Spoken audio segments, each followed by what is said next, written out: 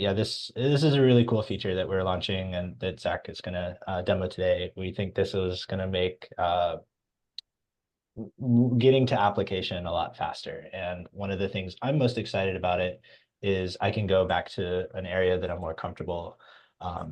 Programming these microprocessors like Arduino and Raspberry Pi is something that like pretty comfy with. I used to teach a class on it. I'm not an expert, but I can like grab some example code and get to work and get some data into the Bristlemouth ecosystem just so much faster this way. And I think the work on this does not stop here, but this is like a nice like entry point for this, and there'll be more features added at a later date. But hopefully, this gets folks like myself and some of the other people here at Sofar and some of the folks in the Pioneer program, kind of rocking and rolling on getting value immediately without having to get too thick into the weeds of C++ programming on the moat itself.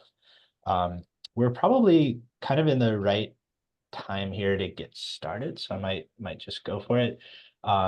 We maybe the kind of the easiest thing to do, I guess, is do a quick intro and overview of the conversation. So for those of you who I haven't met yet, I'm Zach. I'm the community manager here at Bristlemouth. I'm also an engineer at Sofar, and I work mostly in citizen science and field operations and sales enablement, so a lot of tech support and things like that.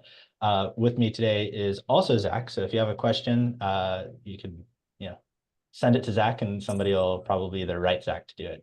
But Zach, I'll let you give a quick intro, and then I'll jump into my announcements.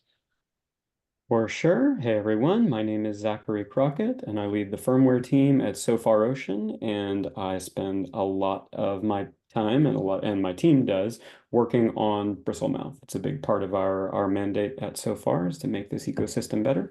And so yeah, I'm a regular face in these meetings.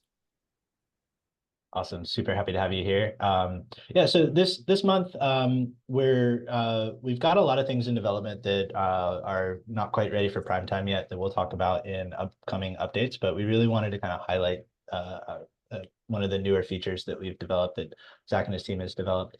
And that is around using a coprocessor. So another well-known. We're kind of starting with the Raspberry Pi RP2040 as like a kind of example, but this process could be applied to other chipsets as well, and kind of using those environments to do our main development. We call it the business logic, right? Do all the business logic, ingest my data, process the data, and things like that, and then call a Bristlemouth specific function, which is the part of the process that we'd like to highlight today. And that can serve as an entry point for folks like myself who are not expert programmers in C++, or if there's some project or computational needs that kind of exceed the current capabilities, you can kind of add them in and use this as a bridge to kind of talk between the two networks. Kind of a cool thing. Before we get into that, though, just a quick update. We've got roughly 60 pioneers in the Pioneer program, and about that many, maybe just a little bit less, of commercial developers who are on Bristlemouth presently. We've got some folks here in the webinar, but also would really like to make this available in the recording. If you are stuck and you've run into an issue, please, please, please reach out. We have a couple of new ways that we can help you out. The first and kind of most interesting new way is that we have scheduled some office hours. Me and Zach Crockett and Evan, who is the CTO at Sofar and also an excellent electrical engineer, we have some carve outs to help you one-on-one if needed. Kind of the entry point of that would still be the forum. So post your questions on the forums. You can direct message us. If you need to email us, go for it. But the forums are kind of a better entry point just so we can make sure to get the right eyes on the problem, make sure you're talking to the right person. But we hope this unsticks you. The other things that are coming out, we've got a couple of new guides in the works that we're not quite ready to release, but we'll get those done and updated. The most important of those is we're updating the entire Bristlemouth development kit guides to version 0.11.1, which has a couple of usability features, some minor changes, and that will require everyone to kind of start with the the new firmware there. And so we're going to write a guide on how to update the firmware, et cetera, et cetera. So all that's coming soon, probably before our next tag up. So I wanted to get that out. I don't want to take up too much airtime. I want to leave plenty of time at the end for any questions that you guys have, and make sure to give Zach Crockett all the airtime he needs to walk us through this pretty cool process. So with that, I'm going to turn it over to Zach Crockett, and yeah, let me know if there's anything I can do to assist, and there will be any questions. If you have any questions, throw it in the chat. We'll answer directly. I think there's a hand raise function probably somewhere, or just unmute yourself and just say, hey, I have a question. We're happy to take this casually. So thanks so much. Go for it, Zach. All right, all right. Yeah, and just to reiterate, thank you, Zach, and everybody. This can be pretty casual. Like, feel free to just talk, just interrupt. We don't have like a structured presentation to like, say, hold your questions to the end. Like, so I wanted to talk today about this feature to enable writing your main code on some kind of coprocessor that you wire up a serial line to a Bristlemouth dev kit and get to use many of the features of the Bristlemouth network and the spotter and smart mooring, but stay in a place for the main code that is more familiar, easier to get started. Things can get, if you get something working with a coprocessor, that can be much, much faster. And then when you're ready to make it more compact, to bring the cost down, to make things more marine ready, like there are all sorts of ways that you can iterate after that to maybe bring the functionality of the dev kit, or if needed. But this can be a really great way to get started. And so the sort of the board that we chose and the sort of programming language and environment that we chose as the first accessibility like way to make this easier was the Adafruit Feather RP2040, and this code should work with any RP2040 board, but Adafruit has particularly good documentation on these things, as I'm sure many of you know. And CircuitPython, which is the ability to write Python code that actually runs on the tiny microcontroller. It's basically just Python. It's a little bit constrained. There's some things you can't do. And then there are extra functionalities, extra libraries added to let you, from Python code, talk to serial or talk to SPI or I2C, whatever other sensors, other GPIOs, things, blink an LED, things you wouldn't normally do on your computer from Python, but that you can write Python code on these microcontrollers to do. And so that is what CircuitPython is for. Maybe I'll start sharing my screen here. And this, for those of you who were here last month, this is the thing that I gave a really quick demo of last time, but I'm going to dive a little deeper this time. And we've gotten some experience with some high school students from the Bay Area who did a great job coming in and really kicking the tires on this and helping us learn a little more and improve things a bit. So that's the right desktop.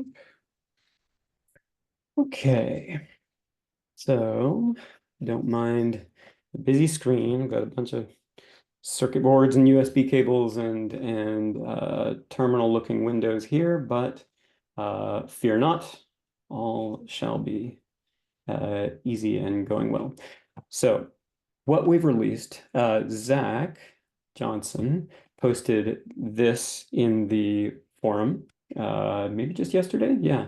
There's a link to, here's the board, the Adafruit Feather RP2040 that we used. It's just one example. You can do many of these same things from any other coprocessor. And all the code to do so is open source, and I'll show it to you in just a second, and it's really quite simple. And then there's this link to the Getting Started guide, which we have just published.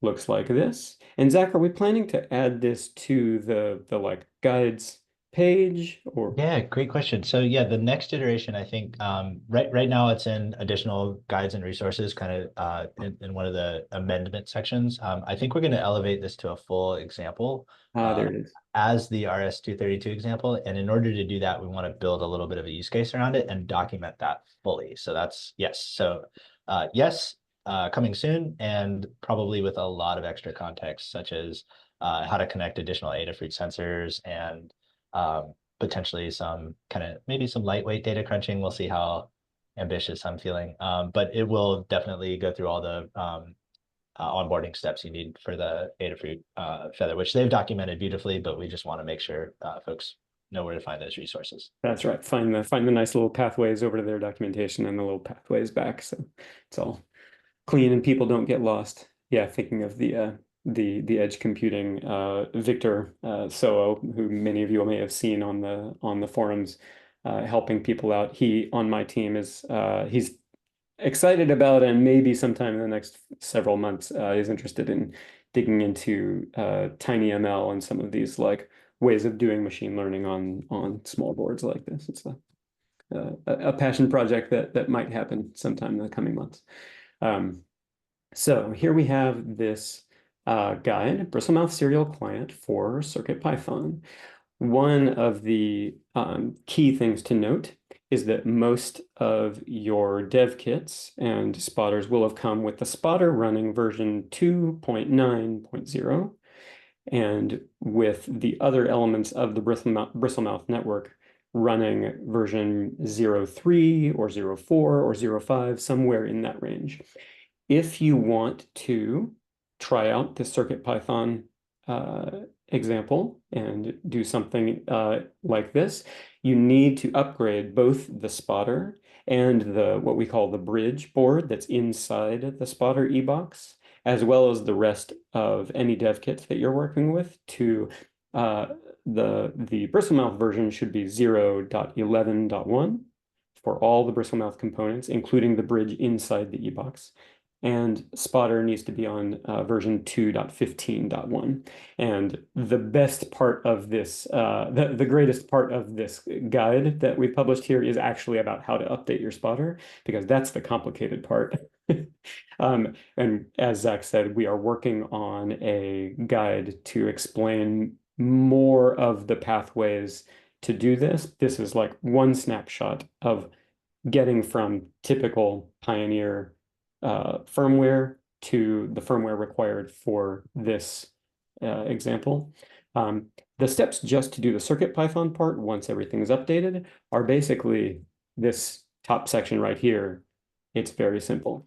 So I want to also call out that this is linking over to, if you go to GitHub, which is where we are working on all the Bristlemouth code, and you look at the Bristlemouth organization in GitHub, there are 3 repositories right now. One from sort of lowest level up to biggest application, BM common messages, doesn't have any program that runs, but it has a bunch of definitions of messages that we send around on the Bristlemouth network, and we continue to build that out. BM serial has code that enables you to talk over a serial line, UART, RxTX, to send some Bristlemouth related information. And this is what we use inside the spotter eBox to talk between the main deck and the bridge. It's also basically what I am using to get this dev kit to talk to the RP2040. And then BM protocol is the main repo where all the applications are. So in order to enable this whole process, just a little bit more background, one of the things that was required in 0.11.1 was a new application in the BM dev kit folder called Serial Bridge. So if you are familiar with building the firmware, you may have built the Hello World example or the serial payload example. Serial Bridge is just another of the apps in this folder. And the user code is fairly simple. The most important part, the loop basically just reads anything that comes in over UART and sends it using this BM serial library. And the BM serial library at this point will call this one callback and just republishes any publish messages that come in over the Bristlemouth network. So imagine the RP2040 sends something over the serial lines to the dev kit. The dev kit forwards those messages on to the rest of the Bristlemouth network. That's the architecture of what's happening here in these new examples. So I was trying to point out, we have in the Bristlemouth organization on GitHub these 3 repositories.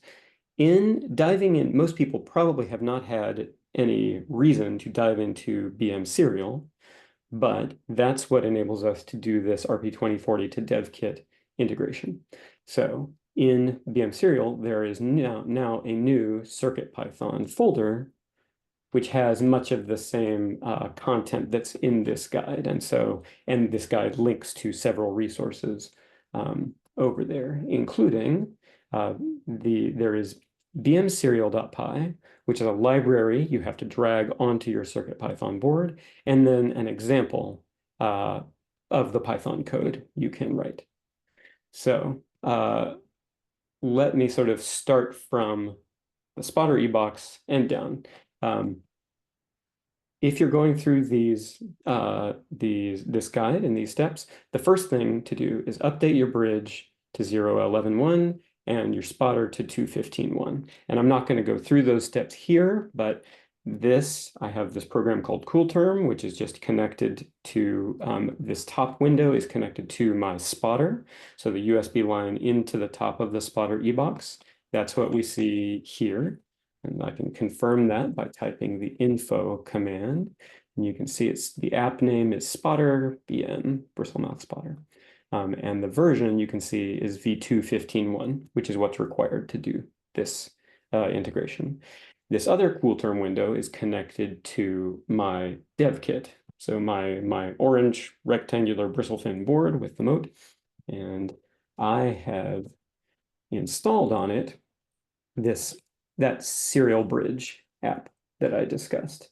So step 2 in this guide is to flash the serial bridge app to a Bristlemouth dev board.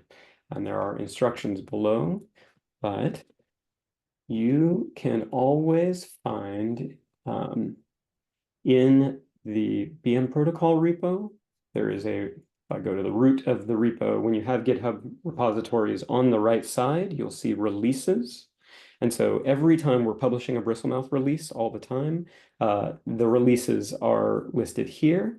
And one of the things that they include, so here's the 0.11.1 release with a list of what changed recently. But there's a list of assets. And so here, all 13. It's like, where's the one I'm missing? Serial bridge debug zip file. This contains the binary that you can then use DFU-util to install onto your dev kit. So you don't have to build the app yourself. You can just download it right here. Click that. And then that zip file expands into these things. And basically you can DFU this elf.unified.bin onto your dev kit. There are other ways to do it as well, but I think that's the simple one that we explained for everyone. So that's where you get that file to program onto your dev kit. Number 3, wire the UART, TX, RX, and ground between the dev board and your CircuitPython board. And you can also power, right now I've got power coming from my computer over USB to the RP2040, but if you power from the dev kit to the RP2040, the 3.3 line, that will power it as well. Right while Zach was talking at the top of this, it wasn't working, and I was trying to figure out why I had not done this step. I have multiple dev boards around here, and I happened to grab one that didn't have the little the shunts installed. I was like, why am I not seeing anything over serial? You have to install those little shunts. I have too many wires to sort of show you, but if I come over here, I recently took a picture for this forum post. You have to install these things and I put them in this picture. They're on the RS-232 lines. I had to install them for purposes of this demo on the UART lines. So there and there. So that is an important step, or the dev kit will not be receiving anything over the RP2040 will be publishing, but the dev kit won't be receiving it. So let's see. Then step 5 is to copy bmserial.py to the lib directory of your CircuitPython board. When you set up CircuitPython, according to Adafruit's instructions, they recommend this mu editor, and the let's see, the board. Oh, it's not going to let me drag. I have, perhaps you can see, I'm dragging this CircuitPy thumb drive. Basically, the Raspberry Pi, the RP2040 board, when you plug it in over USB after installing the CircuitPython firmware, it shows up always as a thumb drive on your computer. And the contents of that look like this. You have a code.py, which is the Python code that runs when the thing starts up. And then you have the lib folder, which contains some libraries that you want to be able to call from code.py. And so in my case right now, code.py looks like that. And this step 5 that we're talking about is copying the bmserial file into this lib directory. In your main code.py, to be able to do something like bm equals Bristlemouth serial to construct one of these objects, you won't have access to this, from bm serial import Bristlemouth serial unless you have copied this bmserial.py into the lib folder. So that's an important step. If the Python code gives you an error, it says like, I don't know what Bristlemouth serial is, or you're like, no, can't import bm serial. That's why it's not recognizing that this Python file is here. And so with that, basically, just to walk through these lines in a really simple way, one at a time, this Raspberry Pi, this RP2040 has one little LED on it. And that's defined to be board.led. And I can use this digital IO create digital in and out using this particular pin. And I'm going to call it LED. I have to tell the microcontroller which direction is this. Am I like taking data in on that GPIO, or am I sending it out? I'm saying this is an output because I'm going to control the LED with it. I create my Bristlemouth serial object right here. And then I just start saying, okay, well, save the current time in this variable called last send. And from then on, we just repeat what's in this loop right here, while true. So now get the current time.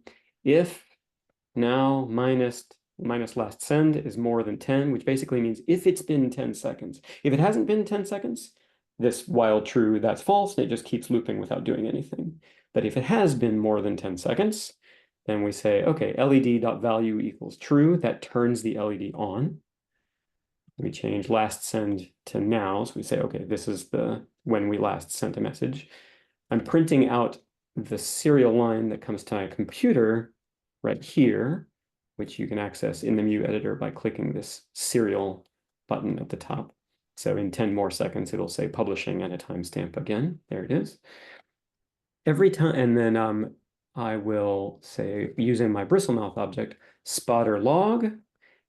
The first argument is the name of the file you want to write to, and the second argument is a byte string, whatever data you want to write to that file. And then we turn the LED off.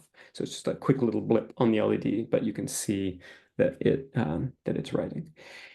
Every time we see publishing here, we are saying, publish a message on the Bristlemouth network that writes this content, sensor 1, 123.4.56, more detailed human readable info for SD card logs, to the file, any file name.log.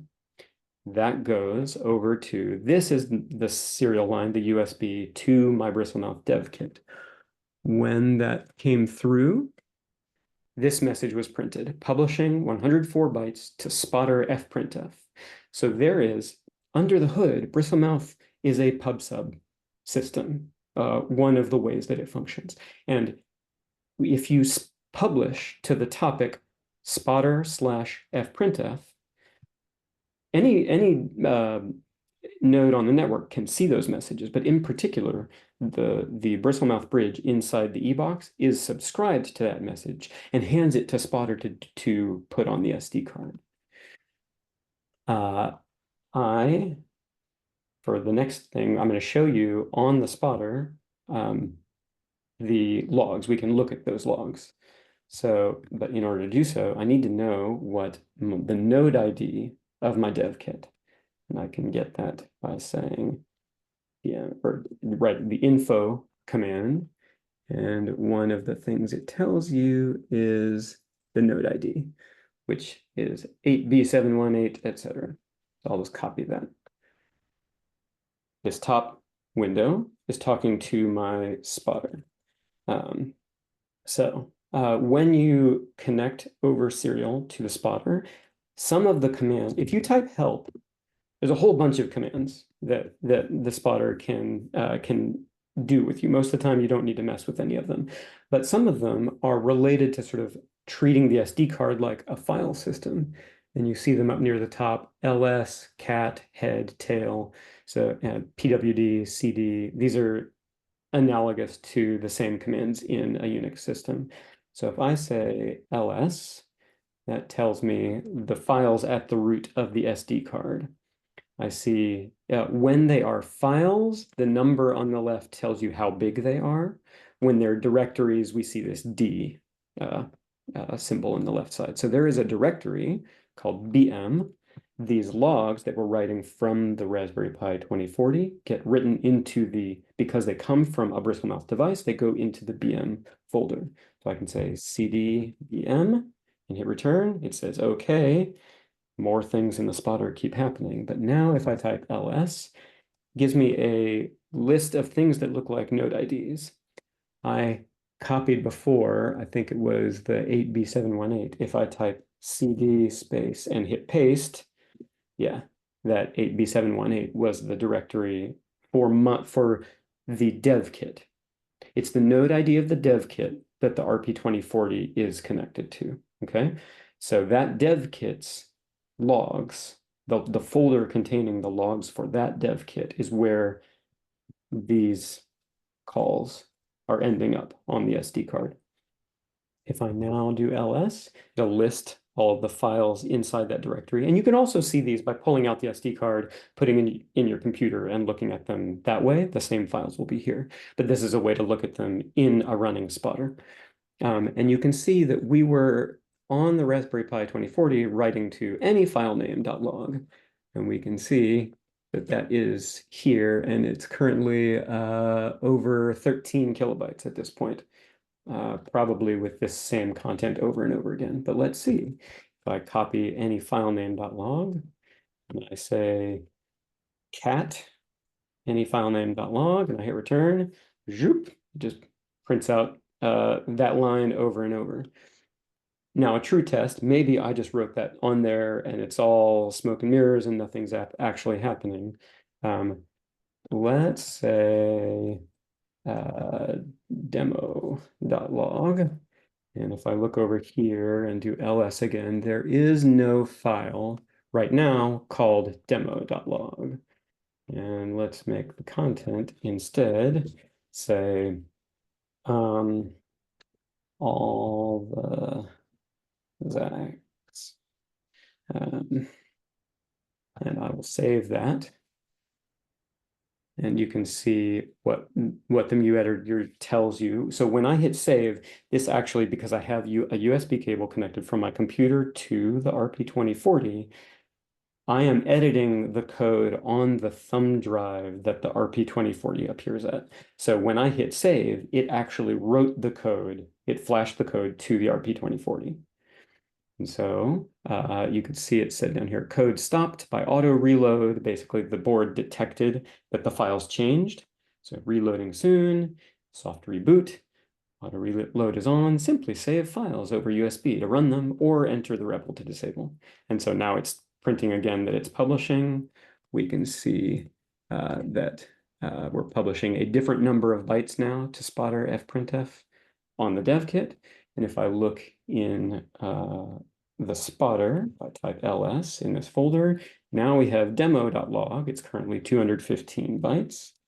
If I cat demo.log, all the Zachs, all the Zachs, all the Zachs with those timestamps. So there you have it, I think.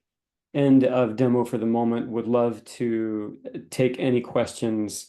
There is also, I guess I will mention one more thing, enabled by this BM serial library, this BM serial Python library, there is also a call to spotter tx, which does the same thing as calling spotter tx data in your dev kit code. It will send this data, whatever you put in here, out over the spotter's cellular or satellite connection. You need to be careful with this. You don't want to blow through all your all your credits too fast. And for purposes of this demo, it would maybe be a little more roundabout and hard to show you that data coming through, but trust me, it does work. Back to you, Zach. I'm gonna round That's up awesome. things I Yeah. have missed or that need clarification. No, that for me that was super awesome to see live. Love it. Yeah, I think we're at 10:30 now. So we got about 15 minutes left or 10 minutes left. I'd love to open the floor for any questions. It could be about the demo, questions in general. Happy to field those. We had one question from Ron that I knew like 95% of the answer. Ron is working on ROVs, and thank you for joining us. And the question was, how applicable to this how applicable to other systems would this be? To which my answer was, without a spotter, these spotter TX and spotter log functions are not super useful to you. But I just kind of, also the last month's webinar was all about kind of future projects we're working on that get closer and closer to being able to work on other platforms such as vehicles, but just other platforms in general. But a quick question for you, Zachary, while we queue up some other questions. When we're thinking about writing the connective tissue between a separate processor, a coprocessor that's not natively on Bristlemouth network, is this a good starting place for other functions that I could write to talk to the Bristlemouth network, or is this kind of maybe a little bit of a stretch? It absolutely is a good starting place. So here, let me share my screen again, actually. That one. And yeah, Yes. Ron, feel free to interrupt me if I posed your Yeah. question improperly. I think I got it, but So let's see. In GitHub, in the Bristlemouth organization, in the BM serial repository, I created this CircuitPython example with this particular goal to say like, okay, these two things, real-time telemetry and writing to the SD card, are core useful functionality that we hear a lot of people like wanting like ASAP in an easier way. But under the hood, all these calls are doing is sending over that UART line a packet that is formatted like a Bristlemouth publish packet. So when the dev kit receives it, it can be processed exactly like a Bristlemouth publish packet. And so if I dive in a little bit to this bm serial.py, you pass in a UART line when you create the object.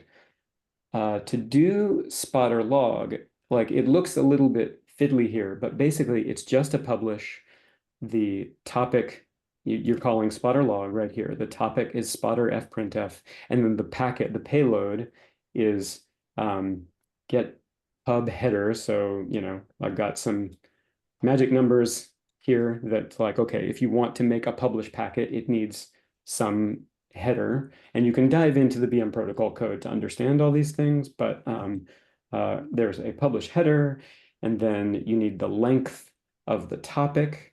It needs to be encoded little endian for the ARM processor, then the topic itself, the data that you're sending, and then in this case, you needed 8 bytes that were 00 because I think it's like the destination node you want to send to, which actually Bristlemouth, it's intended functionality for Bristlemouth, but we don't support it yet. Right now, all publishes go to all nodes. That works fine when you have 3, 4, 5, 6 nodes. If you have 100 nodes on your Bristlemouth network, that will cause a network flood and mess things up. So it's a scalability feature we know we need to build at some point. It's just not necessary yet. And Charles has his eye on that one, actually. Then you need the length of the file name, the length of the data, and the file name and the data. And that's just the payload that is that the subscriber looks for when you publish spot or fprintf. Under the hood, if you have an ROV with thrusters and lights and various other things, you can totally use something like this and construct whatever published packets you want and send them to each other, subscribe to things, publish things. And while I'm sure there are some gaps to get there in terms of making it easy, this is a great starting place. Under the hood, this Python code is just building a Bristlemouth publish packet. And then you need to do some things. You see there's this finalize packet, which includes like creating a checksum and then Cobbs encoding it for the serial transfer, which, nothing to see here. Don't worry about it. Awesome. There's always more to the story, and I'm right. glad we were able to ask, or Ron, that you were able to ask that question, because that's really fun to hear. Another question from Andre. Hello, Andre. Good to see you. The question was, how are these node IDs generated, and are they generated each time, one time? Is it like a MAC address? I also don't know the answer to this question, so eager to hear your answer on that. Yeah, if I wanted like to be really authoritative, I would share my screen again and dive into the BM protocol repo and show you the exact line in code where it does it. I'm not going to do that, but the answer is they are stable to a microcontroller. I'm pretty sure we use some factory programmed by the manufacturer of the microcontroller, a chip ID that is there, and use an algorithm to transform that chip ID into a Bristlemouth node ID. So the node IDs will be, at least for dev kits that you buy from us, if somebody else makes dev kits, or if you make software node IDs, like Charles was demoing last time, he was just making them up, clicking a button and making a new node ID, and you could make it whatever you want. But at least for these Bristlemouth dev kits, they are stable to the hardware, and it will be the same node ID. If you plug it into one spotter, you'll see, B7, 8B718 or whatever. If I plug it into a different spotter, that spotter will see 8B718, and it's stable to the hardware because it comes from a chip ID. Got it. And if I were, like you mentioned, building a separate piece of hardware or even spoofing a piece of hardware using software, is there a format necessary for node IDs that we need? And is that, could we spy that from the code, or is that something that Yeah, I mean it's basically a 64, an unsigned 64-bit number that we always represent as hexadecimal, as is that 16 hexadecimal characters. I wasn't gonna risk it. I'm glad you did. 16, got it. 16 Yeah. hex. Awesome, Andre. I hope that answers your question. If not, please, feel free to unmute, type in the chat window, let us know if we didn't quite get it.